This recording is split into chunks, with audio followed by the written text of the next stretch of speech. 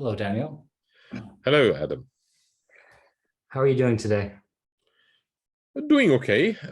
Semester starts, and that means a lot of work, a lot of things to prepare, and being ready for the surprises that await you during the year. Well, I hope it goes well. Thank you. Thank you. I mean, chaos is of course part of the equation, and cutting through that chaos is kind of part of the solution, but that requires a lot of effort. And I do think that there's a principle in that. Can you tell me more about the principle? Well, I mean, I had a conversation, and I do think it was a very good conversation about the question, why do we have so many useless activities in the world, and activities whose meaning you can't even fathom, where you can't actually track any utility. You don't see where they come from, you don't see where they go to, you don't see their role in the whole building, the whole fabric. But I do think, actually, personally, that this is not random. This is always like that. In other words, when a system is complex enough, you end up with a lot of more or less near useless maintenance activities that you can't easily get rid of either. It's possible to get rid of them, but you need for that a strong organizing power. That means a lot of effort, typically top down. It definitely, if you leave it to self-organization, I mean, people have used to tout self-organization as the one thing that will make everything work fine, but it doesn't always work, right? It works in certain situations, and actually it's a very good question. The reason we like self-organization so much is that it does work sometimes, and that's why we are curious. Can we make it work more often? Most of the time we get just a lot of churning, and the churning is, I believe, almost a law of nature, but that is just a gut feeling that it is actually a phenomenon that appears once complexity is present, and getting rid of it is almost impossible. This actually is kind of a similar shape to something else I've been wanting to talk about with you, which is part of the psychology of intelligence and machine learning and artificial intelligence, and what models are compelling to people for what reasons. So like later talking about, like, for instance, sometimes people will only talk about intrinsic drives for curiosity and neglect empowerment. And I'm wondering if that's partially due to it being more like psychologically appealing to us to think that we can avoid talking about something that gives us some anxiety, while curiosity might feel more playful and safe and acceptable. And so, but that's not good science or engineering to go based on just what feels good. It's like, well, what's going to work? And so what you're saying here, it's interesting in that, like, so self-organization is clearly, it can be very powerful, but in terms of it getting it to hit particular targets, maybe particularly complex targets, it might not be up to the task often. It might actually, like, you'll get some kind of like thrashing or dithering or something churning. But because it does sometimes produce remarkable things, then we notice it. And now we're talking about it, but and so now we become like, it becomes just what everyone talks about, but it's exactly reverse of what the situation ought to be, which is you now find yourself trusting that you can do that self-organization is all you need. Yes. Well said. Self-organization is all you need. This attitude is something that it's very tempting, and let's put it this way: for this, we have to understand first of all how it appears and how to measure it.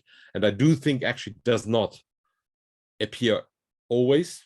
It is rare, and there's a reason why it's rare. There's a reason why it's rare. So it's not so rare that it is not useful, but it's rare enough that you can't count on it. In many cases, you have to do something to make things work. You have to direct things. I'm thinking of like this is actually coming up somewhat in some of the framings people have of in the psychedelics literature, the idea of like just removing the central executive, getting out of your own way. Excuse me. No worries. Wavelets, a mathematical microscope. YouTube wanted me Well, to. we can talk about that, but unfortunately, I'm not an expert on wavelets. So Me neither yet. But the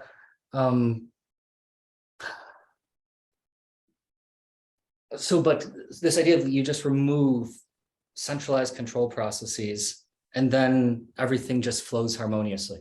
Sometimes the system might like adversarially attack itself via this choke point. I think like one point you were saying like every solution creates its own problems, which creates, and then you have to find new solutions, which creates a new set of exploits in a kind of like red queen setup where you build up complexity. So you set up a centralized controller. This is a good opportunity for the system to get owned by some sort of like process, but that doesn't mean though that like getting rid of it is just going to give you a perfectly functioning system capable of behaving adaptively across a wide range of like complex environments. And so coming I'm thinking like conductorless orchestras, they can only get so big and then they like take forever to learn anything. And so you might like, sometimes there's bad conductors, but it's a good thing we have conductors. It's a good thing we have centralized control processes, which ideally have the right kind of grip, not too tight, not too loose. But this idea of you just get rid of them and everything will just happen. It's kind of magical thinking, it seems like. This is the word. I didn't want to say that, but this is the word. Magical thinking, right? Just let it go the natural way. It will do the right things. That's not true. It's just not true. You're completely right. There's a sweet spot between tight control and between loose control at which you get the best results. And this sweet spot may also depend. It can depend on many things. It doesn't have to be unique, first of all. If you take the conductor as an excellent example, you have conductors who are very controlling, and they're still very, very good conductors. You have conductors which are actually famous for their, well, almost laissez-faire attitude, and they are excellent conductors too. There's a legendary story about Wilhelm Furtwängler, who actually conducted so, let's say, implicitly that the joke went that a member of, I think, the Berliner Philharmonic asked the member of the Wiener Philharmonic, because he was their conductor, how do you know when to start? And then the Wiener Philharmonic musician said, well, you see, when his arm is exactly at the angle of 47.5 degrees, that's when you start playing. And of course, it's not like that. He understood how to get the orchestra to do the thing in this self-organized way. Not quite. He understood how to make them do that. But many conductors don't do that. They actually control the orchestra like a tightly bound horse. And both can work. So I don't think the solution is unique. And knowing that there are as many styles as there are good conductors, there are a few good conductors, so it's not that rare to have many styles. I think the example is fantastic, actually. It shows we have diversity. It's not one solution. And we have this dialectics between tight control and loose control. But what's clearly not possible is for a large complex system to run for an extended time without at some point getting things back into shape. If it's a small system, maybe. If it's a large system, it doesn't work. So were you, if I'm understanding, were you suggesting that some of the seeming senseless work and activities that people are doing is actually kind of like I don't know, sort of norms or rules? They're doing this housekeeping, this cleanup to They don't have to make sense. There's no reason to assume that they have to make sense. They can be completely useless, but they are a result of the lack of, as you would say in German, Durchgriff. You would say in English you would call it the reach through the system. The lack of a reach through the system can create the situation where there are things that just happen because they're just forces of informational inertia, or as we would call it with humans, habits, that just people just keep doing things that they have been doing before because that's what they have been doing for some reason or another. Maybe the reason is lost to obscurity. So they just do it because they always have done it this way, not because there's actually good reason to do that this way. When people misunderstand philosophy, for example, we have that a lot. When there's some societal or economic philosophy, somebody says this is how things should be run, and then some politician that is not very clever listens to that and turns or doesn't pay attention to the details or has an agenda, picks a part of this philosophy and just does it, or even it takes a whole philosophy, but the philosophy is never tested, so it's never actually been not even lab tested. Nobody knows whether it would work, and then he implements it or she implements it on a nation, and suddenly you have these horrible social experiments being run in real life. And that is perfectly possible, and that has nothing to do with the fact that it's useful, but it has a lot to do with the fact that it's complex.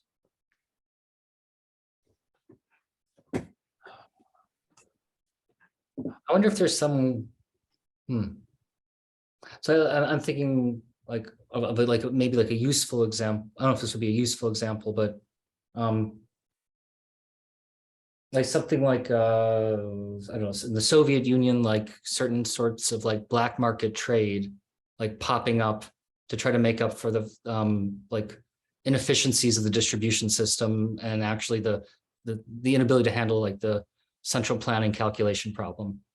And then, but then like what makes it work is like a whole bunch of like back deals, and it's like it emerges. And so it's like, on the one hand, it's like this lack of multi-scale harmony in terms of a coherent plan that is pressing everything into basically some sort of like sensible flow. But without that, getting these like little, like, so there's all this foam happening without. Yeah, exactly. Foam is an excellent expression for that. So there's an example I keep coming back to. I mentioned it a number of times, and it is actually based on an insight that I got from a talk by John Doyle. And he was talking about the bow tie model of interfaces or systems that complex systems. So the bow tie model says, he said, well, there are these developments of a unified interface. Think of ATP in biology as a unified form of transport of energy. So everything in biology essentially uses ATP as an energy transport unit. This means that every energy generator produces ATP, and every energy consumer consumes it. What this means is that this ATP cycle needs to be protected. So you need to make sure that ATP cannot be hijacked by parasitic processes. So you need to create, think of it like you transport gold through a city. This car is full of gold, and now, of course, this gold means that it's attractive for anyone who wants to rob it. And therefore, you carry a lot of cars of policemen and policemen who control the policemen, so the policemen will not be corrupted and try to play a game. So you have multiple levels of self-control to protect the valuable unified resource, whatever that is. In this case, ATP or gold or whatever it is. Could be something else. Could be, for example, secret information. Could be other things. Okay. Now, I really like this example because there are two elements to it. The first element is the unification. There's a unified thing that everybody relates to and makes it relevant for everybody. But there is also this thing that you have, the cost you pay for the unification. If there's no unification, right, you don't need to hold the protection, right? If instead of carrying one van with gold, everybody would one person would transport a valuable wood, mahogany wood, and the other person will transport some expensive screws, and the third one would transport, I don't know, hinges, and they all add up, but you transport them separately and expensively to transfer value. There's no point attacking it. There's no centralized point where you could gain a lot by doing that. But in the moment you have this unified, very useful unified way of communicating, of exchanging value, now you have an incentive to attack. So you essentially follow the law. I love quoting this statement, conservation of misery, right? Instead of handling this complexity of handling all the different ways of storing value in a distributed and very sparse way, you have this concentrated value, but you pay by creating complexity to protect it. And that, in my opinion, is very deep insight, very deep insight. So this is the bow tie model by John Doyle. Now, why I like that is I have an analogy coming from the game of Go, Japanese game of Go. You place your pieces on the board, and the purpose of it is enclosing area. Area is, if you like, the currency of the game. So you win the game if you have enclosed more area than your opponent.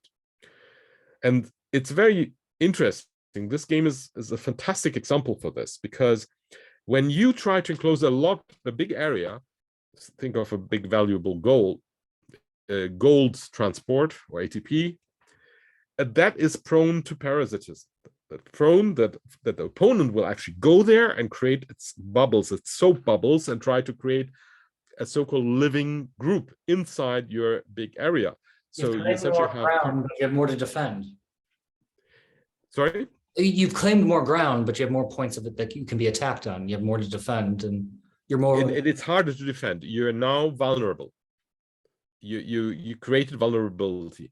So what you do is you build this area and build up a complex network of defenses to not permit parasitic activity by your opponent grab this resource. So the analogy is surprisingly good, right? I mean, there are, of course, differences, but the analogy is surprisingly good. The game of Go is anyway a fantastic way of understanding things about complexity. But this is one thing that I found particularly striking. If you are an organism and you have something valuable, you essentially spend a lot of effort making sure no parasites get in and break and use it. So the misery will be either you have to,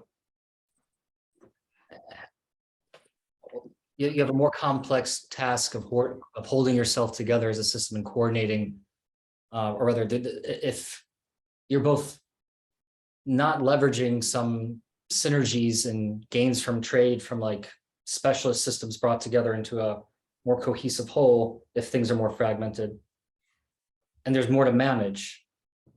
And so that's misery. But let's say you try to coordinate everything together into some sort of bow tie structure, some sort of choke point where you're getting coordinated, that's actually enabling a coherent coordination. Well, now you have a really enticing target for attack that can be co-opted. And so now you have to pay that price with a system of the more valuable the target, the more you have to invest in defense, and that's going to be the misery. That's the price you're paying for that lunch. Yes, precisely.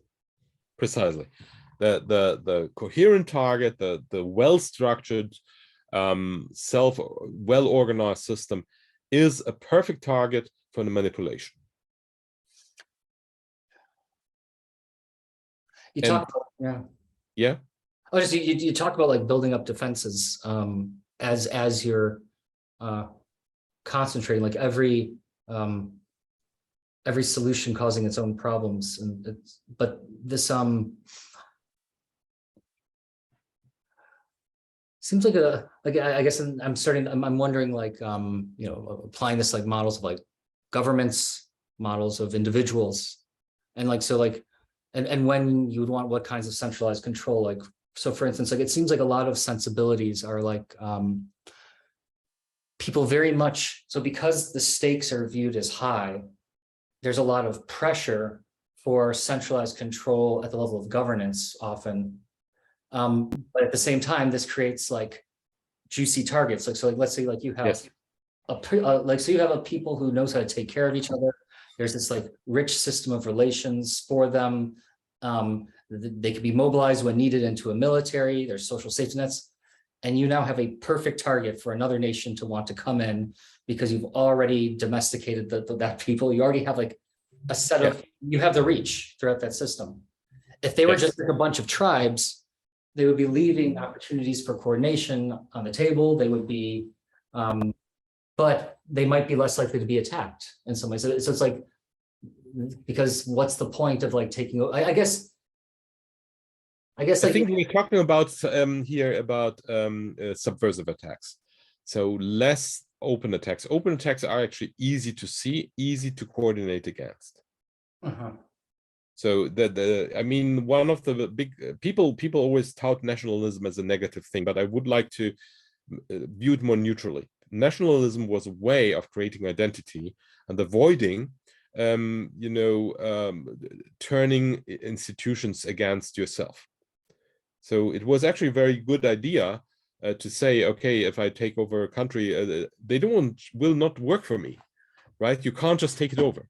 The nation means they have an imprint, a watermark, if you like, what they accept as self and non-self in a way. a national character. A national character. Let's say we don't accept that as self. Okay, this led to other tragedies, of course, we know that, but essentially the original idea was not a bad idea per se. As we see, all successful ideas have then their own lead to their own downfall. But as per se, it was the idea that no, a foreign army coming in doesn't just become you know, one of us, and we don't just start serving them. But this is actually quite deep in the human psyche, so I don't think it's very new. It's nationalism just scaled it up on much larger scale. Instead of a tribe, it suddenly, or city, it suddenly is a whole country. The thing with the takeover of an organized system, I don't think that's usually the thing that is attractive, because people have tried to conquer Afghanistan many times, and we know how that went. So that is actually a classic example of a disorganized system, which will not be organized, and they resist organization very successfully, we can say. So I would say this is not exactly the thing that makes it attractive. Attractive is I mean, conquest used to be simply about land and people, because we know that in earlier times, this changed only with the Industrial Revolution. In earlier times, essentially, the bigger country in terms of area and people, the richer it was. Very straightforward. Nothing magical here. You can essentially could translate that.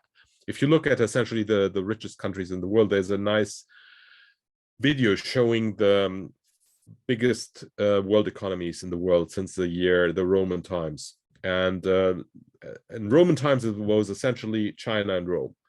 And then it changed, but in most cases, it actually correlated with the population size.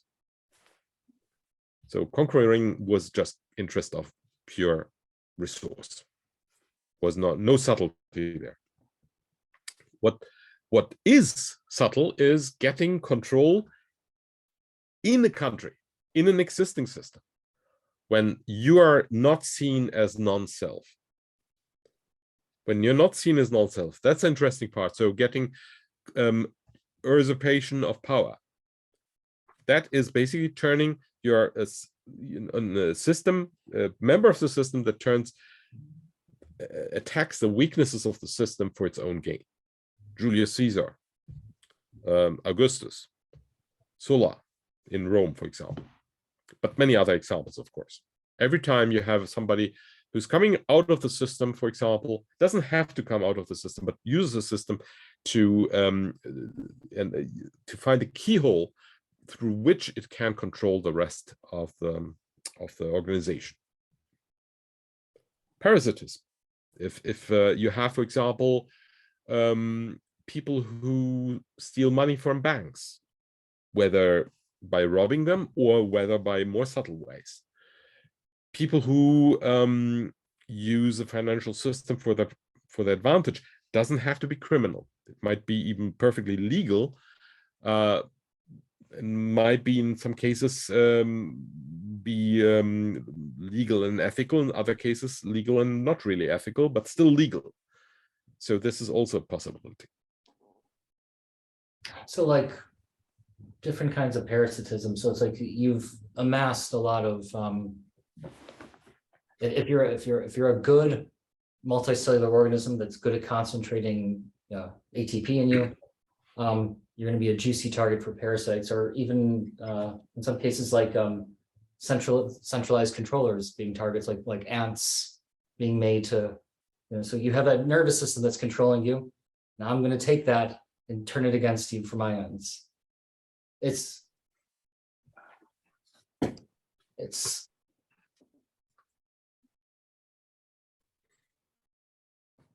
in terms of people, to what degree, like as we mature and we become more like semantically controllable, where like we can complex symbol systems can do a really good job, we're well set up to interface with them in terms of we have like we can flexibly handle the infinite use of finite means that language provides, and we can cognize it. So I guess in that case, like ideologies, would that be an example of parasitism? So it's like you have persons, and then they're in semantically they can coordinate in different ways, and they're more controllable to themselves and to others, but also now they're a target for basically mimetic parasites. I don't know if that analogy works. I think the parasitism is definitely, it can be done through language, but it's not the semantics so much than reach through to your the things that by which you can be manipulated. So if you, for example, do populistic ideologies, then you actually manipulate thinking that is, for example, tribal, right? So this is very typical, that you activate your tribal impulses. You can also do what basically the opposite thing, where you manipulate impulses for compassion and for altruism, and that is what we get on the other side of the spectrum. So in other words, you can turn primal impulses into willing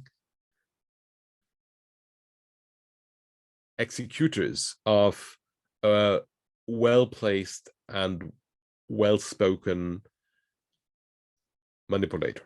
And that's what political demagogues do. And it really doesn't matter in which direction it goes. It can go in both directions. It's completely irrelevant. The idea is they find a direct route to a place in your soul to which you can't reach so easily yourself. And that, in my opinion, is, by the way, I took the term actually from Thomas Harris. It was a place where he could not reach himself. So this is a quote that I'm actually referring to. And I really love this quote, because many people have this thing where they can't get there. They can't get to this point, or it's very hard to get there. and then they can be manipulated. If you can get anywhere to your places, then I think it's harder to do that, because you can then consciously decide, okay, I don't like that, I'm being manipulated, let's stop that. It's interesting. I was visiting this Soviet War Memorial Park in Berlin, and I in general just assumed, like, I don't have a single like collectivist bone in my body, that like I couldn't, like, no way I could be part of anything untoward of that kind. And then I was there, and like, so you pass through in this like majesty of these like kneeling soldiers, and then there's another soldier like holding a sword and a child, and it's like this concentration of like meaning itself. It's like love Yes. and power all in one. Yes.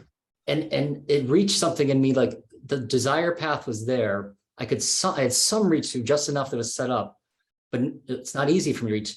And that place just went, whoop, grabbed me. And like in theory, if there was a crowd there, maybe I would have been like a puppet. I don't know. Like, but the reach through, the reins were there, and it was right into this choke point of meaning, of like this common reference point of like, what would allow me to hold myself together across time in a way as a system, like my ability to care for others, my ability to exert will in a sustainable, like those things, just like, oh, I'm going to take that, and you're going to look at that, and I got you. If the memeplex could talk, maybe it would say that. I don't know. I completely agree with you. I know exactly what you mean, and that's exactly what I'm trying to refer to.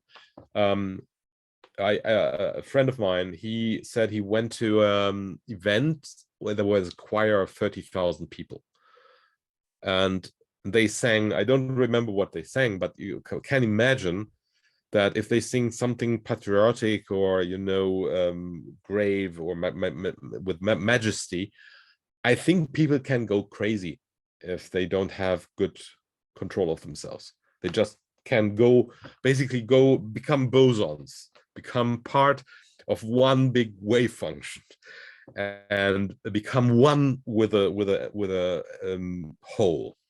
That's very dangerous, very dangerous. And the fact that we can notice that, it's a good thing. But if you have enough time to let that work for a while, people, even intelligent people and introspective people, can start losing part of their self-control. Some of them may regain it. We do know of quite a few cases of people, for example, who started liking the Nazis and were actually followed them and then unfollowed, and then suddenly they woke up and said, oh, I don't like this. I just discovered that the famous Austrian author with a very interesting name, his name is Heimito von Doderer. So he's quite a character. He wrote some very interesting pieces. Anyway, he followed the Nazis and then unfollowed them. Really classic unfollowing, if you like. And then you think, okay, he came to this point where, okay, there was a inconsistency which his conscious brain was not able to resolve and or was not able to hide, and then it broke out of this hypnotic state. Right? There is an element of hypnosis to this type of state. It's a mass suggestion, and basically the goal of enlightenment, of the Enlightenment movement, 18th century, if you like, was actually that, making people able to get out of modes like that, of such collective modes of mass hypnosis. To what degree is this capacity to become bosons potentially connected to what might have been a competitive advantage for our subspecies relative to other hominids, and part of the singularity in the past in terms of a kind of like hyper cooperativity from it that might have been a precondition for the symbolic order to take off in the way it did. Well, it almost sounds like you're channeling Harari's book here, right? I mean, that's what he says actually in his book, that religion, one of the roles of religion was doing that, getting people aligned. And I completely agree. We talked about reach through. How do you get to reach through a chaotic medium? You don't. You need some order. And the order must be not willed by the individual, but the individuals must be ready for that order. They must be susceptible to order. And people always say that there's always a saying, oh, humans are so evil and so nasty and so on. That's not really true. Humans are certainly not nastier than chimpanzees. Okay, so as species, as individuals or groups, humans definitely are nicer than chimpanzees. And there probably are other animal groups that are more vicious than humans.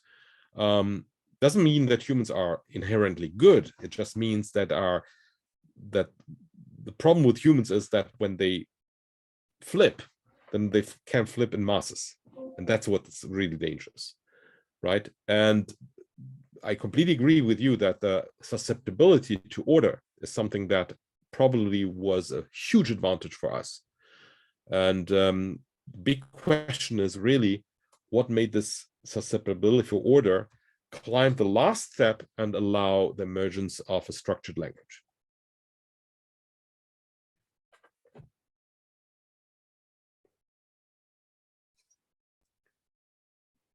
And susceptibility to order is something very interesting here, because it's not completely unstructured, right? There is structure, there is a division of labor, there are different roles, and people are different. And unlike the cells in your body, we are not really sharing. Well, we share some genetic material, but it's the amount of genetic material we share similar amounts with apes, but still we don't consider them our own. So the ability for order is something on a different level, and it can be mimetic, order. For example, if you go to I don't know a party and there are engineers and psychologists and computer scientists and sports people, probably will be more attracted to people who talk about science, perhaps computer scientists, perhaps psychologists, but certainly, unless you're really an avid sports person, you probably would talk less to the people who are interested in sports mainly, right? And vice versa. Again, there are exceptions, no question about that, but there is a mimetic order that's being created. So in terms of reach through, so like I'm having some trouble conceptualizing the space in terms of, so like you mentioned that if you have trouble reaching it yourself, that makes you vulnerable.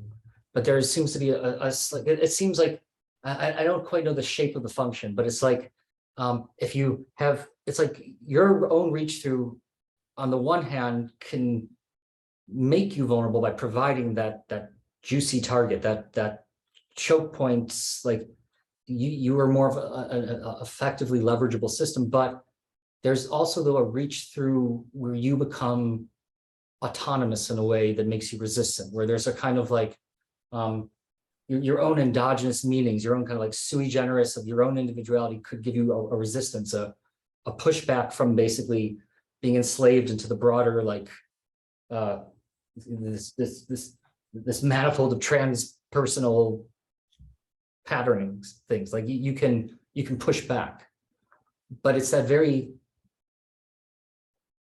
so it's interesting. It's like on the one hand, like if you, yeah, I don't quite have a sense for the shape of the function.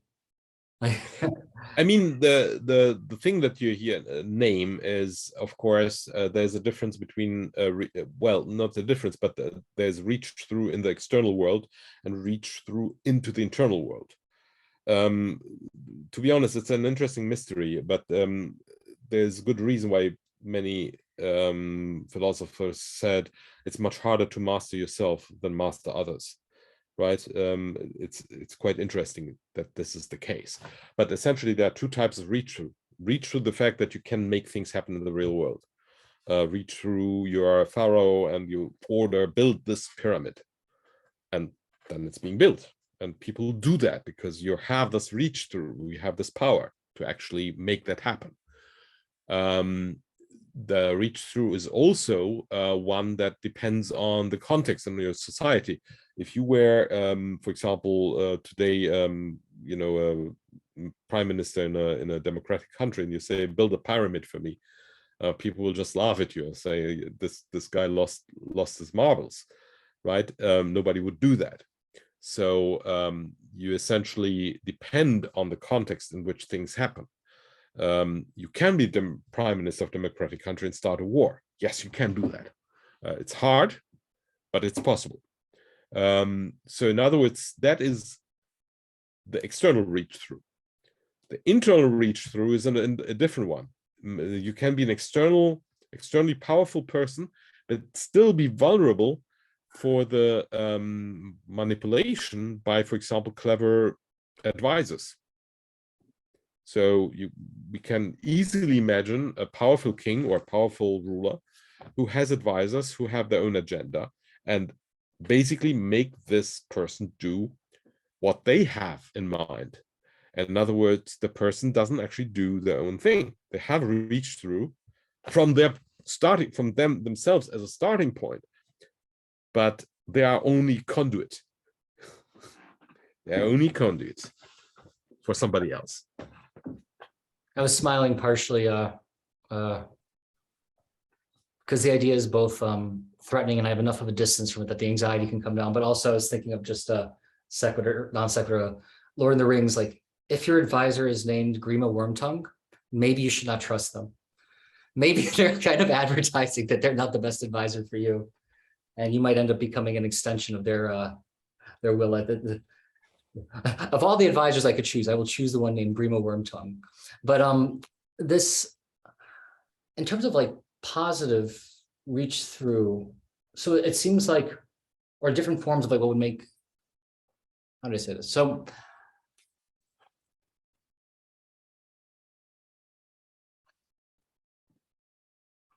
it seems like there's like a kind of reach through that's served by something that we might call ego, or something like a certain type of selfhood that would make you be, for both better and worse, vulnerable to certain types of manipulation, whether it's by, depending on the nature of the ego, but like some sort of abstract meaning, or someone just whispering poison in your ear.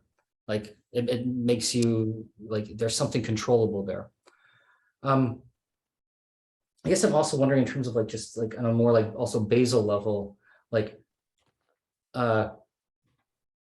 are there like conditions where, like, for instance, is it the case, for instance, like that when we engage in some forms of like rhythms or shared rhythms, that we actually obtain a greater internal coherence of a kind that lets for greater internal reach through to happen, both for better and worse? So it's like people dancing together in evolution, this potentially creating kind of like helping to induce that boson state, like that shared rhythms actually created a regime of greater coherent capacities for coherent communication and greater reach through and greater entrainment. Like, does beauty enhance our reach through to ourselves? Does music actually, when we listen to it and we listen to it deeply, do we actually get access to, are there parts that we don't normally reach that we reach others? And is it actually via kind of like synchronization, a kind of entrainment? I mean, this is a common thesis. So I would say it's probably not surprising anyone if I would say I believe that's the case. The interesting part about the question is how come? How come that music, which is a relatively artificial construction, social construction, why would that actually talk to us? And it does talk not only to us, it talks also to animals. We know that cockatoos actually do react to music, very similar to the way humans do. Possibly other animals do that too. And the question is, why should they do that? That's very mysterious. What's even more absurd is if you look at birds, who probably are the only ones compete with us and with whales about discovering music, song as a medium to do stuff. We don't know whether whales transmit a meaning. With birds, almost surely not in most of the cases. I mean, there are warning signals, but we can assume that songbirds simply make music. So in other words, syntax without semantics, which is really fascinating. So if there is a reason, so it's more of this visceral motor, like mechanical variety. There is something there which we don't really understand, right? I mean, it's certainly visceral, and they also, it's a show off, of course. A healthy bird, some birds can actually imitate sounds from the environment, car sounds, phone sounds. They do that because clearly it's appreciated by the female, or clearly at least it has those, how to say, it finds a slot to be slotted in the brain. Right, so somehow they find a way. Maybe it doesn't even matter whether the females appreciate it. It's perfectly enough that this is possible, and it fits in, and it doesn't ruin their chances of surviving. It may be just a side effect of a more complex phenomenon. That is very weird. We like birdsong, because I personally think it might be because it's music, but it might be simply because it indicates a peaceful environment.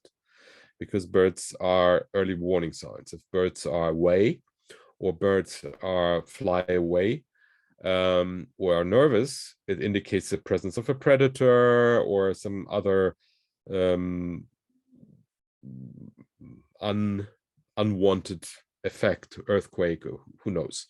So I don't believe that birdsong per se is necessarily an indicator that we love the music of the birds as in terms of their own value, but rather it may just indicate a peaceful environment. So they have really good eyes because they're high up. They need them both to like avoid collisions and to find where to go. And they're high up, so they're well positioned to survey what's going on. And they might even be looking at each other in some sort of like web. And so you actually have like a good advanced warning system if you're listening for the birds. And as long as the birds are singing, that's probably a good situation. At least it's nothing that would threaten them. And that's not? At least it's nothing that would threaten them. Exactly. And I mean, we do see that, for example, if you go in a forest where you don't hear birdsong, it's eerie. It is it's disconcerting. That is a sign that something may be wrong. Not necessarily if you go to Muir Woods north of San Francisco, which is a fascinating forest area where they have lots of redwoods and a very archaic and very old species. There's nothing for the birds to eat, but one of the things that it causes is you go there and you don't hear birdsong. And that's very weird. It's very weird. It feels like an enchanted forest. That's interesting. We might, and so, and even the birds themselves might not, when they're singing to each other, their responses, so that we might come to enjoy it for reasons that are other than we think. And we might just assume also that the birds are singing to each other to get this enjoyment response. And they might, but there could be a kind of like lock and key of resonant modes where it just completely bypasses any sort of system with which we might associate something like an affect or a felt affect. And it could just be like switching like eigenmodes of like pattern generators of the brainstem, and then the bird is doing something different.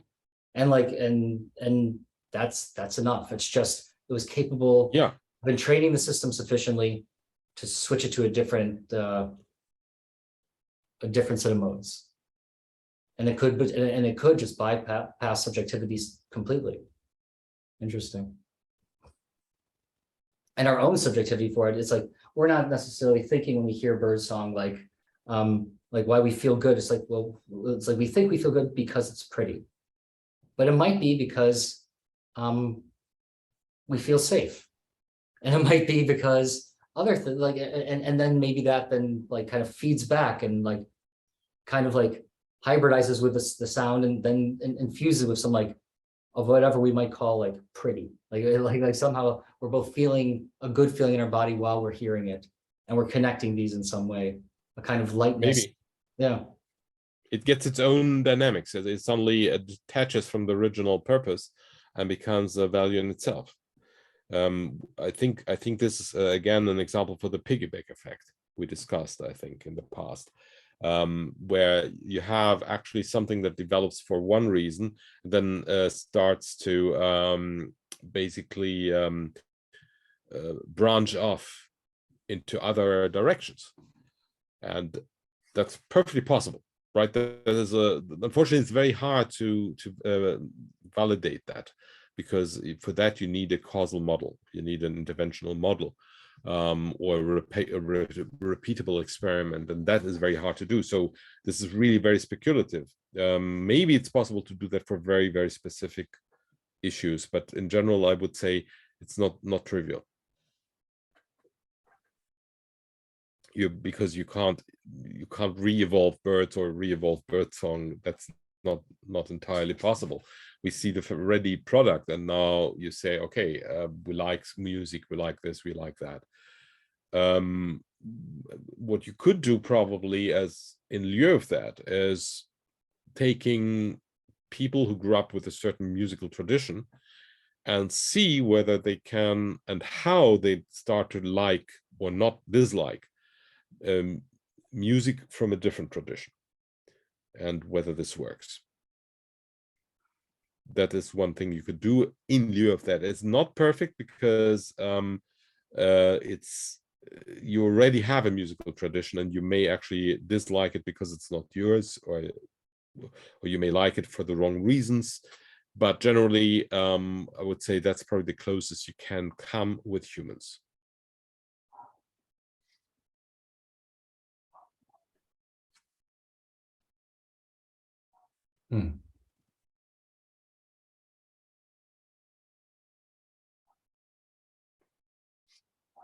I mean, there is a series on YouTube which I quite sometimes watch. At some point, it becomes repetitive, but they have actually tribesmen from Pakistan somewhere, and they are being confronted with Western food, Western music, Western influences, which they have not been exposed to before. At least that's the story of the website. And then they give their opinion. And it's really fascinating to see how, whether they like it or they don't like it, or what they pay attention to. It's very, very interesting to see that. I really, I remember some of them where they heard a symphony, and they played all these instruments, and there was somebody singing, and then they never heard anything like that. They never saw anything like that. And they probably had tribal music, and they probably know, have the tribal instruments like drum and perhaps the simple string instruments, but not much more than that. And it was really fascinating to see how they analyzed what they paid attention to and what they completely ignored. So I feel this type of experiment, it becomes, of course, harder to do as time goes by, because everybody has access to the internet. But experiments like that, asking people from isolated tribes about other influences, for example, can give you an insight of where transfer can happen and how it's actually operating. Again, with lots of caveats.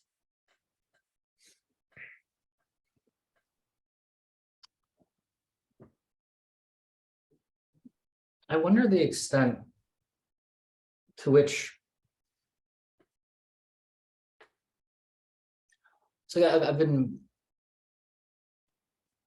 the question might be ill posed, but I've been wondering a good amount, like, what is pleasure? What is pain?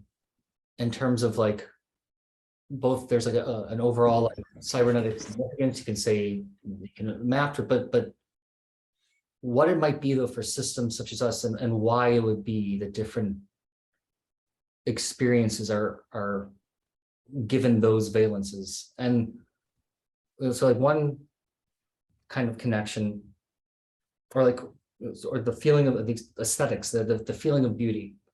To what, so like there's, to what degree can aesthetics be explainable in terms of their linkages to intrinsic drives or to idiosyncratic properties of each individual and their particular life projects? Or is that actually in some ways a distinction without much of a difference? Like to, like, for instance, be given so something that's in like this inter-regime, this interesting regime of enough novelty, but also enough of a pattern that you can know it. Or like in this reach idea, to what degree to control ourselves, we need some sort of reach through for ourselves. And this actually, the feeling of being, of a flowing will is a delight, is like, and that just, that goes all the way back, auto-associatively chained to you just bootstrapping your body maps, and maybe even felt in them in that way as a kind of like consonant, like a consonant melody playing across your action-oriented body maps.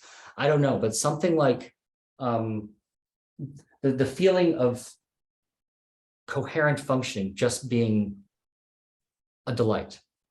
Like, yeah, I would agree with that. I mean, that's clearly the case. I mean, just look at Buddhism, just look at the theory, the harmony of the body. I mean, you find that in Indian philosophy a lot, where harmony in the body is constantly discussed. So I wouldn't be surprised if this is essentially this kind of feel of coherence, that you have your mastery of your body, perfect mastery of your body. And this, when you have that, then certain things are simply fall into place. But it's also, there's a lot of idiosyncrasy in there. And if you just look at, I don't know, European architecture, I was very fond of a quote that I heard, where some guy complained about the ugly Gothic churches. They're really ugly, so uncultured. Look at our nice Romanic buildings, and then they have this completely that's so. And I personally say Gothic churches are amazing. I mean, they're filigrane and this striving to reach to the sky, and the highest buildings since the pyramids. In fact, I think the Lincoln Cathedral was the first building that became higher than the Pyramid of Cheops. So it changes. Fashion changes. If you look at Baroque loves the game, the fractals, doing everything you look at has something smaller in it, and smaller and smaller. And then suddenly this completely, no, let's clean out. Let's remove it's rather Baroque in terms of like it's overwrought. Like, exactly. So at one point it's like mastery of like the delight at your own skill at like intricacy and being able to precisely do these things. Then later it's like, ugh, how Baroque. I think I lost you. Hello?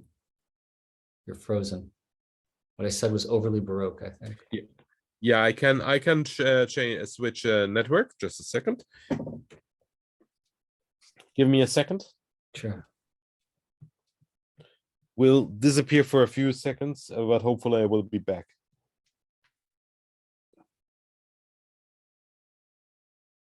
I hope so too.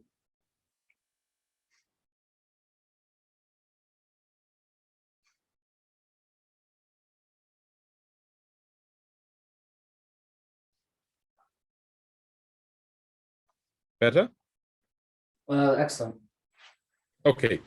So this is exactly the point. So they change features. the features that are important change. So in Baroque, as you say, you show off that you can do this. You can do all these really intricate patterns. If you go to the castle, the palace of Würzburg, which is was supposed to be actually just an how to say imposing palace. I can tell you this is at least as impressive as Versailles. Not the gardens, but the palace. I can warmly recommend it. And there's one room where you come from a colored ceiling painted by Tiepolo, one of the most colorful and the biggest, it's the biggest free fresco ceiling in the world. And you go to the next room, and what they did there is complete opposite. Everything's white, but made with stucco of exquisite quality. And it is said that the men who made it, created that, lost his mind after that. This is the ability to do that. And in the classical model, simplicity rules. It's the opposite. Mozart versus Bach, if you like. Mozart actually simplifies. Harmonies become simple, straightforward. Not that simple. We know that. It's not that simple. But there's a strong point of making it straightforward, put a clear coordinate system, and remove all unnecessary clutter. And then you have, sorry? I can see this, like, I can see the appeal of both. I wonder even, like, this might be a bridge too far, but I'm wondering, like to what degree are we mirroring with the creator, like imagining ourselves as the creator? To what degree is it just our ability to track the patterns and have like an epistemic grip? Do we mirror with the object? Do we do these rollouts of like maybe even barely perceptible, like imaginings of ourselves occasioned by, like, you know, this upward motion? Like maybe even like there's like a very brief, like we imagine ourselves high up, but then we're sitting. Like I wonder about the like what actually is happening when we perceive a cathedral and within it, and we look at these different, like what actually, where is our attention going and why? And like, is it actually stranger than we realize? Are there actually like micro imaginings that are full of it, that some of them we might just feel like, you know, we might not track them? Or, but I guess part of what I'm wondering is like, so I sometimes feel like, so I try to like, so like earlier you were talking to me about like this, like when you notice something uncomfortable, like stopping and looking into it. And, you know, this is something to overcome. This is something to work with. And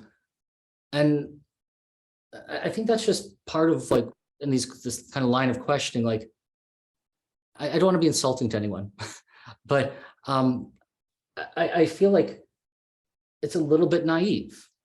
And it's like that like we're going to try to do a lot with like one principle, one compression, and avoid the ones that if they have like an unsavory connotation. So it's like, I'm going to do everything with curiosity. Are you do that because like it's easy because you have one principle and like it feels good? But what I worry about is like what's left on the table is both like for the sake of engineering, for the sake of understanding reality and understanding ourselves, even in these like spiritual dimensions of like, what is it that we value and why? That what's sacrificed for these like over-eager compressions, and what ends up being sacrificed is a lot. And it's not, you know, it's not like I just it's not just like I take great joy in like, you know, saying the uncomfortable thing. I think it's like the price of admission of trying to actually have like to ground our values, to try to like understand, like it's necessary. Like, I don't know, that was a bit of a ramble, but like I feel like that's, yeah, for me, that's a lot of what's at stake with like this questioning of a commonly accepted solution that would make you feel good to believe, but may not be necessarily an adequate model. That's my. I mean, I used the word before, and I think it fits here. It's usually dialectic of different things, right? So if you consider, I think in one of our conversations I mentioned this term, the impression of more, or the perception of more. When you have a good a movie with good CGI or good tricks, doesn't have to be CGI. In fact, most of the best movies are actually non-CGI, have non-CGI animation. And what makes them so much better than bad CGI, which is accurate and very detailed and everything, you can see everything? What's the difference? The difference is that in the transparent, perfectly created CGI, especially in the 90s, they had a number of such CGI effects, which were too good. A classic example is the series Babylon 5, which had a quite interesting storyline. I always felt that CGI was far too good. It was too precise. You could see everything, and it felt less real than, say, Star Wars, which had been done much earlier. And the reason for that is that it had not the feeling that there's more. If I would zoom in, I would see more. This is what you see. That's all you see. The lines are sharp. There's nothing else. In the impression of more, you have the feeling that I don't need to look at it, but if I would look closer, I would see more. And I think this is a little bit what we're talking about. The fact is that you don't always look closer. We don't. I mean, there are lots of things we don't look at all, but they feel real because we know they're there. And we have this feeling, we're comfortable that if we were and would check, we could check further and we could explore further. We have this comforting feeling that this is possible. It's interesting. There's depth. It seems like that's like both an example of like an expanse in terms of like there's like a territory that could be explored. And so there's like degrees of freedom there, but there also seems to be like a kind of trust and solidity. Yes. Also at the same time. It's not. What was that Japanese word you were using for like when something gives you resistance? Tegotai. Tegotai. Tegotai. Right? I mean, people use it for robotics. So there's a Japanese group that actually uses it for robotics as an intrinsic motivation. And it's, again, the word dialectics. It's exactly that, right? You have two seemingly contradictory principles, but they're not contradictory. They work together. I mean, we haven't quantified them, and that is probably the thing that we have to think about, how to do that. But the impression of more is something that I feel creates the reality, is able to create something that we feel this is real. There is depth. When you unpack a piece by Shakespeare, right? So Shakespeare writes a couple of sentences and you feel there's a whole world below that, and you could unpack it this way or that way or that way. And if you take a third-rate poet with flat statements, you don't feel any unpacking needs. You probably could parody it, right? You can give people a good parodies, some lines of really rubbish poems, and they could pretend to unpack it, but it's very clearly a parody. It's not what's really happening. And that is something that, I mean, great art always knows that. Great art has always this property where there's always the feeling I can unpack more than that I see. There's always something behind it. I don't know if this is connected, but I'm thinking about bow ties and sort of like what the bow tie is doing is it's like, so you want these like reduced dimensionality, like compressions for control, but like you also don't want to lose the richness. And it's like, huh. Think of orthogonality too, right? So if you want to make it really formal, an example is a basis. If I have a vector space, I don't model all the vectors. I model only the bases, but that's perfectly enough. Does everything I need. Gets me everywhere. It's like controllers. When I have controller, now let's talk about robots or agents. If I have a good controller, the actions are orthogonal in a way. I can do actions and combine them easily with each other. While when I have a bad controller, it's not easy to do. It's still possible. I might be able to do it, but it's much, much harder. If you don't have this feeling of unpacking that there's more, is that like a sign that you're dealing with a system that is not having this kind of dialecticism, that is somehow dominated by some overly simple optimizer of some kind? Like, is there a, if you don't, Maybe. well, Maybe. one thing I'm to go soon, but I was thinking of like, or something came to mind earlier with like the centralized controller and the threats. Like, there's just one article I found not too long ago on global workspace theory and looking at like the like the connectomics of the brain, and then also identifying it as like a vulnerability to epilepsy. And so it's like you have like this architecture for like computational synergy, and it's a perfect thing for a greedy replicator of neural activation to take home in. That's exactly where you'd want to be. Right.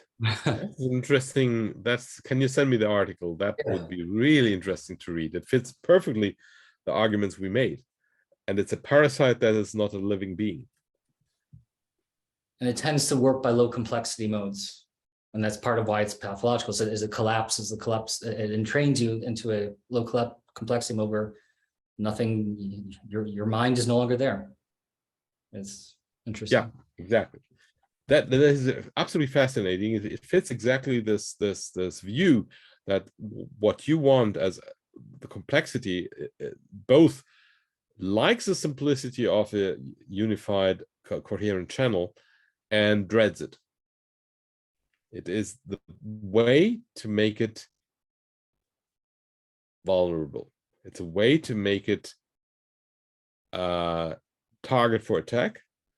And that's why you have to concentrate on keeping things out of that. And you have to spend a lot of effort to do that. Well, I think that's a good place to leave it. Given me a lot to think about, and I'm looking forward to next time. Thank you very much, Adam. It was a pleasure. Always.